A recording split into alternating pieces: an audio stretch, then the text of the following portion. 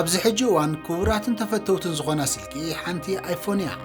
ስቲቭ ጆብስ ድማ መስራትታት ትካል ከም ዝኾነ መብዛሕትኩም ትፈልጥዎ ሓቂ እዩ። ብዙሓት ሰባት ገንዘብ ሓጎስ ኣይገዝእን ክብሉ ከለዉ ኣብነት ዝጥቀምሉ ታሪክ ህይወት ስቲቭ ጆብስ እዩ። ስቲቭ ጆብስ ቅድሚ ካብዚ ዓለም ምፍላዩ ገዲፍልና ዝኸደ ዘይሃስስ ምኽሪ ኣሎ እዩ።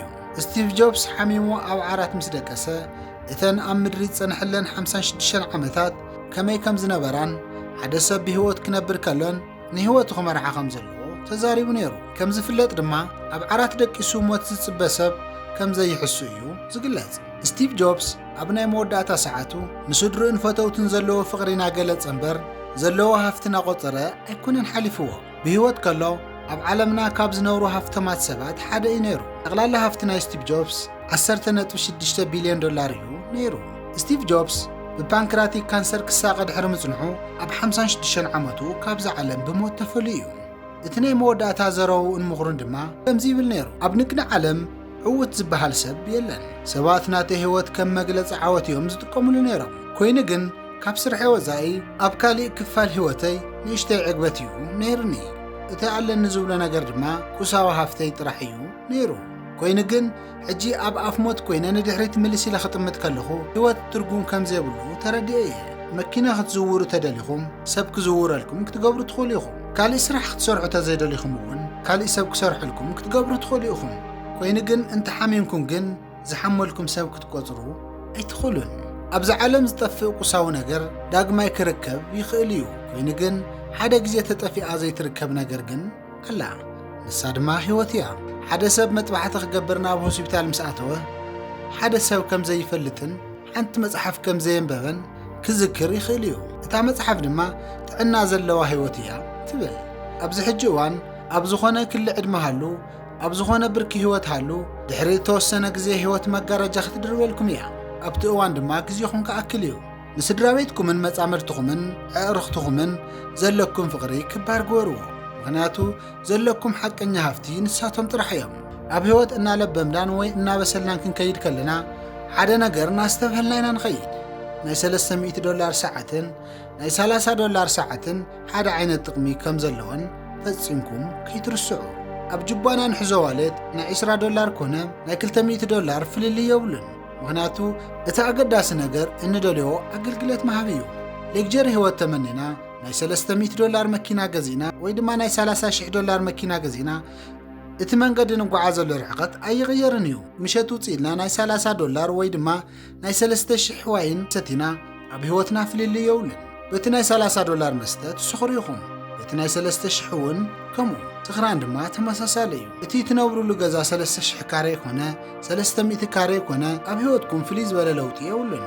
ብሕታውነት ዝስምዐኩም እንተደኣ ኮይኑ ኣብ ክልቲኡ ገዛ ብሕታውነት ክስምዐኩም እዩ። መዓልትኹም ኣኺሉ ህይወት ገጽ ክትከልአኩም ምስ ጀመረት እዚ ክርድአኩም እዩ። ሓጎስኩም ካብ ውሽጥኩም ዝመንጭዎ እንተደኣ ዘይኮይኑ ኣብ ህይወትኩም ትረኽብዎ ቁሳዊ ሃፍቲ ሓጎስ ኣየምፀልኩምን እዩ። እስኪ ቅሩብ ክዛወር ኢልኩም ሓንቲ ኣይርፕሌን ተሳፊርኩም ኣብ ቢዝነስ ክላስ ኮይንኩም ወይ ድማ ኣብ ናይ ኢኮኖሚ ክላስ ኣብ ቅድሚ ሞት ኩለኹም ማዕረይኹም። እታ ነፋሪት እንተደኣ ተሓምሽሻ ተመሳሳሊ ሞት እዩ ዘጋጥመኩም።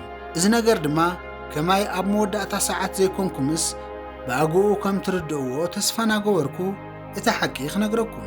ንሳኹም ከፍ ኢሎም ዘዕልልኹምን ዘስሕቑኹምን ኣዕሩኽ ፈተውትን እንተደኣ ሃለምኹም ምስኦም ከፍ ኢልኩም ዘይርሳዕ ግዜ ሕልፉ። ሓጎስ እንታይ እዩ እንተደኣ ኢልኩምኒ ምስ ሰባት ዘለኩም ርክብ እዩ እሞ ምስኦም ዘለኩም ርክበ ጥንክር ክተብልዎን ልብኹም እትሕጎስ ምስ እትፈትውዎ ሰባት ግዜ ክተሕልፉ ከለኹም እዩ። እዚ ካብ በልኩኹም ኣብዛ ምድሪ ኣብ ፀናሕኹለን 56 ዓመታት ብዛዕባ ህይወት ዝከኣለኒ ኩሉ ኸጽንዕ ፈቲነ እየ። ኣነ ካብ ዝተረድእኽዎም 5 ናይ ህይወት ምኽርታት ክነግረኩም። በቲ ናይ መፈለምቲ ክንጅምር ከለና ኣብ ቁጥሪ 1 ተቐመጠ ደቅኹም ክትዕብዩ ከለኹም ሃፍታማት ክኾኑልኩም ኣይትምከርዎም። እኳ ደኣስ ከመይ ሕጉሳት ክኾኑ ከም ዝኽእሉ መሃርዎም። ምክንያቱ ንዓወይ ምስ ከዱ ናይ ሰብ ዋጋ እምበይ ናይ ኣቑሑት ዋጋ እናረአዩ ኣይጓዓዙን። ካልኣይ ምግቢ ክትበልዑ ከለኹም ከም መድሓኒት ሕሰብዎ። ከምኡ እንተደኣ ዘጌርኩም ግን ኣብ ቀጻሊ መድሓኒት ከም ምግቢ ኢኹም ክትወስድዎ። ድሓር ካብቲ ናስሑ ኣብዚ ሕጂ እዋን ኣመጋግባኹም ኣስተኻኽሉ። ሳልሳይ ዘይከዓድ ሓደ ሓቂ ብዛዕባ ፍቕራዊ ህይወትና እዩ።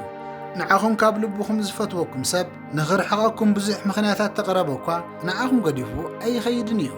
ካባኹም ንኽርዕቕ ሚእቲ ዝኾኑ ምኽንያታት እንተሃለዎ እኳ ምሳኹም ዝጸንሐላ ሓንቲ ምኽንያት እዩ ዝደሊ።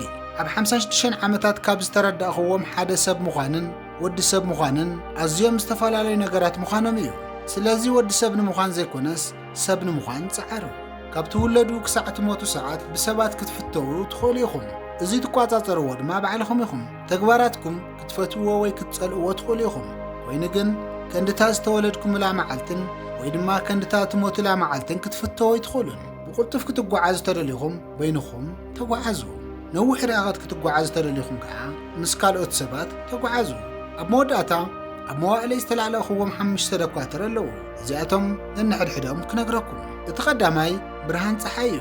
እቲ ካልኣይ ድማ ዕረፍቲ፣ ሳልሳይ ኣካላዊ ምንቅስቓስ፣ መበል ራብዓይ ኣመጋግባ፣ ሓምሻይ ርእሰ ተኣማንነት፣ ሻድሻይ ናይ መወዳእታን ድማ ኣዕርኽትኹም እዮም።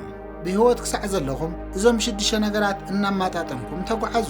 ምንባርኩም ዘይተርፍ ካብ ኮነ ሕጉስን ጥዕናን ዝተሓለወ ህይወት ንበሩ። ስቲቭ ጆብስ ኣብ ዓራት ኮይኑ ሞቱ እናተጸበየ ኣብ ዝነበረሉ እዋን እዚ እዩ ተዛሪቡ። ከምቲ ንሱ ዝበሎ ገንዘብ ጥራሕ ሓፍተ ይኸውንን ሓጎስ እውን ኣይገዝእን። ሓጎስ እንተደኣ ደሊኹም ውሽጥኹም ተዓዘቡ። ዝጠፍአ ሓቀኛ ሃብቲ ክትረኽብዎ ኢኹም። ስቲቭ ጆብስ ብህይወት ከሎ ካብቶም ኣለዉ ዝበሃሉ ሃብታማት ዓለምና ሓደ እዩ ነይሩ። ኮይኑ ግን ናብርኡ ክትዕዘቡ ከለኹም ሃብታም ኣይመስልን እኳ ደኣስ መነባብርኡ ናይ ሃብታም ኣይመስልን ነይሩ። ህይወቱ ኣቕልል ኣቢሉ እዩ ዝነብር ነይሩ። ካብ ከምዚ ዓይነት ሰብ ምኽሪ ምቕባልና ድማ ኣብ ህይወትና ዓብዪ ጥቕሚ ከም ዘለዎ ኣይጠራጠርን። ኣብ ናይ ሎማዓንቲ መደብና መስራቲ ኣፕል ካምፓኒ ዝኾነ ስቲቭ ጆብስ ኣብ ናይ መወዳእታ ህይወቱ ዝተዛረቦን ቃላት እየ ኣቕሪበልኩም። ክሳዕ መወዳእታ ምሳይ ስለ ዝጸናሕኩም ብኽብሪ የምስግን። ኣብ ዘለኹም ሰላም ኩኑለይ ቻው።